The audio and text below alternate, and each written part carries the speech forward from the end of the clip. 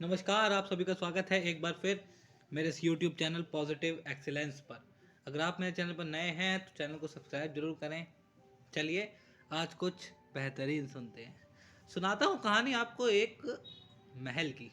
एक गांव में एक महल था और जो राजा था उस महल में उसका एक बागान भी था, फलों का बागान था। तो उसने एक माली रखा हुआ था अपने साथ उस बागान की देखभाल करने के लिए। और वो माली भी बहुत अच्छे से देखभाल करता था उसकी, और पूरी लगन के साथ फल उगाता था। और उगाने के बाद जो भी फल उगते उन्हें वो महल में राजा के पास ले जाता, उन्हें उसका टेस्ट ले जाने कराने।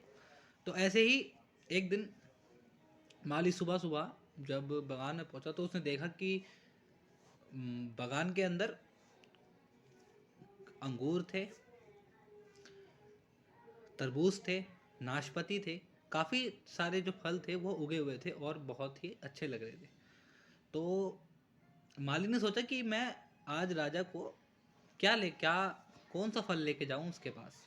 तो बहुत देर तक सोचता रहा, फिर उसने सोचा कि ये अंगूर ज़्यादा अच्छे लग रहे हैं, इन अंगूर को ले जाता हूँ। ठीक है। तो फिर वो अंगूर जो है वो अपने ले गया अपने टोकरी में डाल के और राजा जी के पास जाने लगा।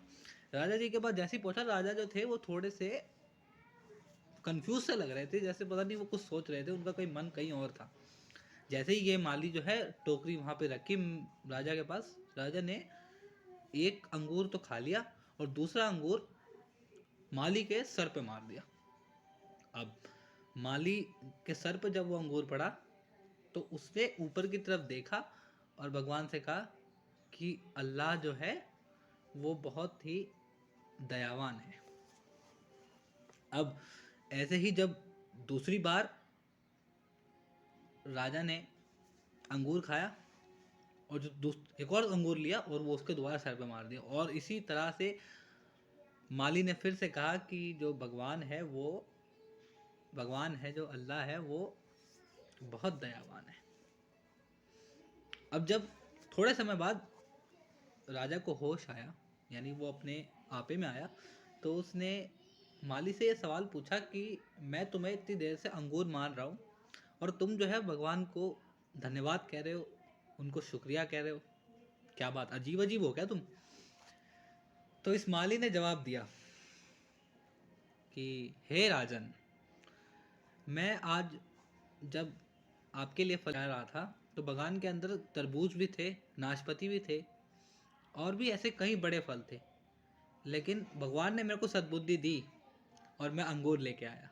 सोचो अगर मैं तरबूज या नाशपाती लेके आता तो आज मेरा क्या होता। इसलिए मैंने भगवान को शुक्रिया कहा, उसने मुझे सद्बुद्धि दी कि वो अंगूर लेके गया और आज मैं बच गया। जब राजन ने ये सब सुना तो वो भी मुस्कुराया और माली भी मुस्कुराया। ये एक छोटी सी कहानी है, इससे एक बात समझ में आती है कि हम लोग अपनी परिस्थितियों को दोष देते रहते हैं, अपनी कंडीशंस को। कंडीशंस हमारे साथ या किसी के भी साथ जब होती हैं, ख़राब चलती है हमारे साथ, तो हमेशा उसके अंदर हम नेगेटिव देखते हैं और ये देखते हैं कि उसने इस कंडीशन ने मुझे अफेक्ट कितना कर दिया, या कौन सी ऐसी तकलीफ थी जो इस कंडीशन के द्वारा मुझे मिली। मगर अगर इस माली की तरह सोचा जाए, माली के सर पे अंगूर पड़ रहा था, लेकिन फिर भी उसने ये कहा कि भगवान ने मेरी रक्षा की, भगवान बहुत दयावान है। सोचने को तो वो ये भी सोच सकता था कि ये राजा पागल हो गया है क्या, मैंने इसको फल ला के दिए और ये मेरे ऊपर फल मार रहा है। तो देखा ना, सोच सोच का फर्क कितना होता है। अगर हम जैसे होते तो हम भी यही सोचते कि यार ये राजा पागल हो गया है। इसीलिए अपनी परिस्थितियों को दोष देना बंद कीजिए, जो कंडीशंस हैं उसके अंदर अच्छा देखिए। ये देखिए कि ये जो कंडीशंस, वाहियात सड़ी हुई कंडीशंस जो हमारे साथ चल रही हैं, ये हमें क्या अच्छा दे के जा रही हैं, क्या हमें ये सिखा के जा रही हैं, और क्या नए अवसर ये पैदा कर रहे हैं हमारे लिए। परिस्थितियाँ सबके साथ खराब होती हैं, लोग सबको चीट करते हैं, दुनिया भले भले जालिम हो, पर तुम्हें यह देखना है कि तुम लोगों से कैसे अफेक्ट होते हो और अपनी सोच को कैसे पॉजिटिव बना के रखते हो। इसीलिए हमेशा अच्छा सोचिए, भगवान पर विश्वास करिए और हंसते रहिए, मुस्कुराते रहिए, साथ ही साथ खजाना खुशी का लुटाते रहिए। क्योंकि एक बात याद रखिएगा, जब आप मुस्कुराएंगे तो आपका परिवार मुस्कुराएगा, आपका परिवार मुस्कुराएगा तो आपके परिवार के और लोग मुस्कुराएंगे। इसी के साथ ये जो मुस्कुराहट है, ये जो खुशियाँ हैं, ये बढ़ती जाएगी। सोच पर ध्यान दीजिए, अपनी परिस्थितियों को दोष ना देकर परिस्थितियों में क्या अच्छा है ये सोचिए, क्योंकि सब कुछ अच्छा है। बहुत बहुत धन्यवाद आपका।